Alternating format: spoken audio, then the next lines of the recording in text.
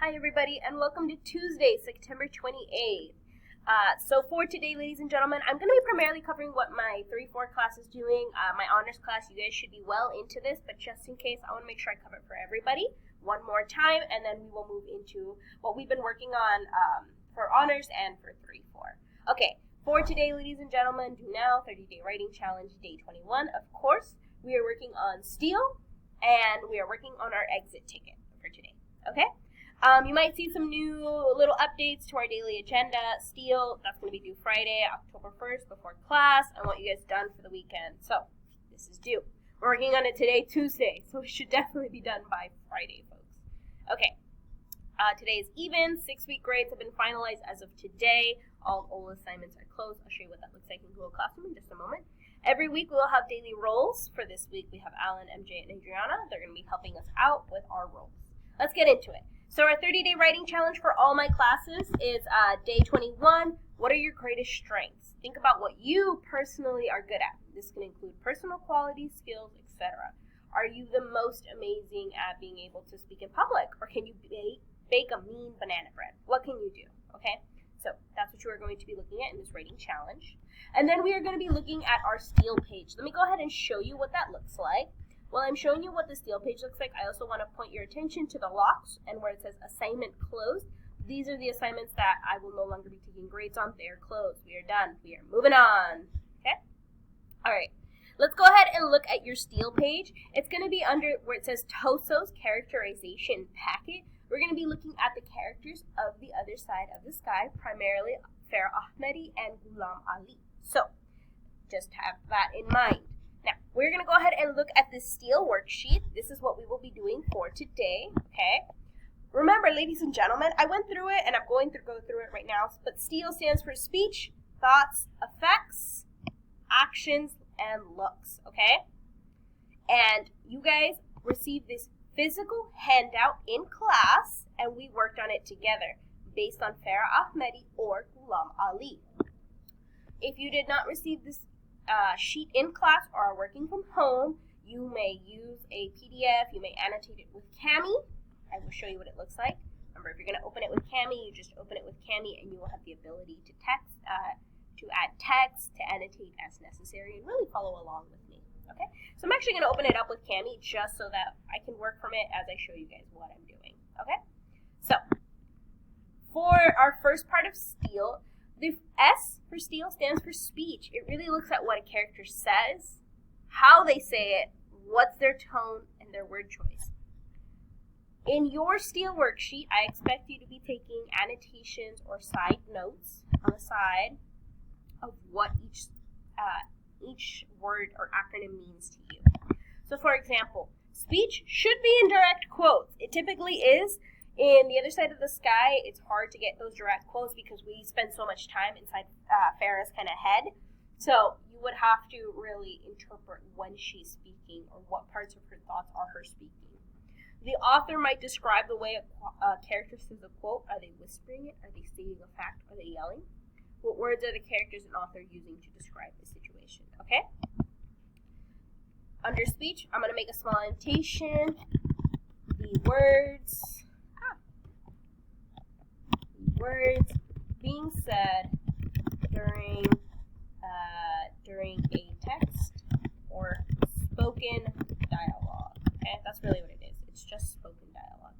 And then I can make that really small. I can move that around. That's my annotation. I'm going to go on to my next one. Okay. My next slide is thoughts.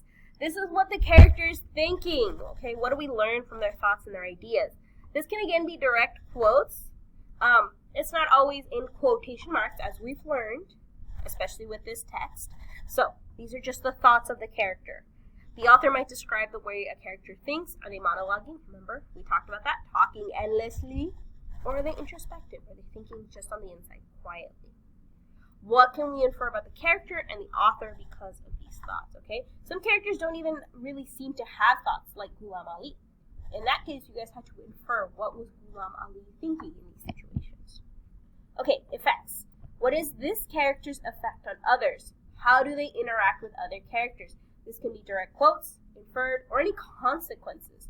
The author might describe the way characters speak together. Are they calm and friendly or passive-aggressive? What can we infer about the characters and author because of these actions? All right. Actions. It should always be actions first, ladies and gentlemen, and then effects. Remember, the action is what happens first, and then the effects are just what happens as a result of the action, okay? So it should really be stale, but just for the acronym, we're going to keep it stale. Okay. Actions, just what does the character do? How do they behave? What can we learn from their actions, okay? What can we learn? What can we infer about these characters?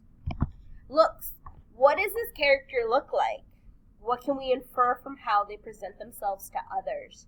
This can be in direct quotes, inferred, or mentioned by the characters, okay? An author might not always mention exactly how a character looks, but you must infer it. So when we were talking about Ghulam Ali, I had to have you guys think, well, how old is Ghulam Ali compared to Farah Ahmadi? Is Ghulam a father? Is he about the same age as maybe Farah's mother? So I had you guys work those context clues in order to find out what does this character look like and what can we infer based on this. And then I had you guys lastly go ahead and steal the other side of the sky. I had you guys steal either Farah Ahmadi or Ghulam Ali and complete each section for steal with at least 2 quotes or 2 full and complete sentences. So let me show you guys what that looks like. I'm just going to close that out. So you're going to go down here. Again, if you receive a paper copy, you should have done this in your paper copy. If you're doing this electronically, make sure to make a copy before submitting this to me electronically on Google Classroom. So, right here under character name, you would put Farah Ahmadi.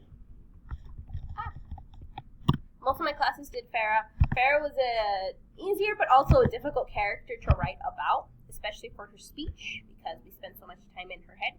So I'm actually going to move to thoughts because she spends so much time in her thoughts. So, for example, in this section, she says, strangers have always been kind to me when it mattered most. Okay. You are going to have to use the story. Okay, so you're going to have to, if you forgot how to use the story, remember, the other side of the sky, annotations. They're right here under this PDF. I had you guys annotate the whole story. This is how you guys are going to be able to get the story as well as study sync. There's a video up to help you for that, okay? All right, going back to the steal sheet. What does this character think?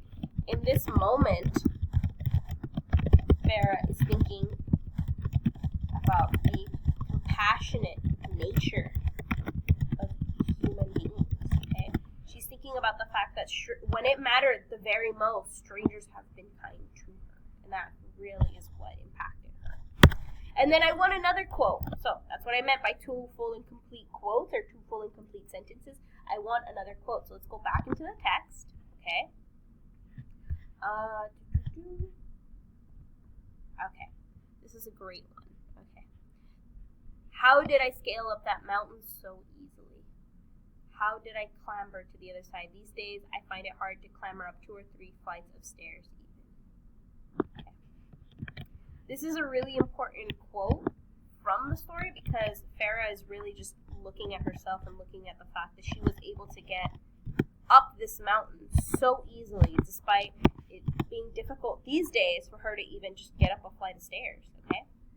And then that's what I would put for in my analysis. Farah is shocked that she could so easily climb this mountain path. It shows her strength. Oh, let's spell that. It shows her strength in hardship. Okay. There you go. We've got at least 2 quotes, 2 full and complete sentences. We're good with thoughts, okay? Then you're going to move on to effects. You're going to move on to speech. Make sure you have one for every category. Speech is just going to have to be a double thoughts because that's just the way it kind of works out for this story. Okay? So that's what we are doing in class. That's what I mean by you guys are working on steal. Okay? Again, that whole worksheet is going to be due to me Friday, October 1st before class. If you are working from home or working digitally, the assignment will close as of Sunday. But for those of you in class, it's just going to be due on Friday. Okay? All right, you guys. Have a great rest of your day, and I'll see you guys in class.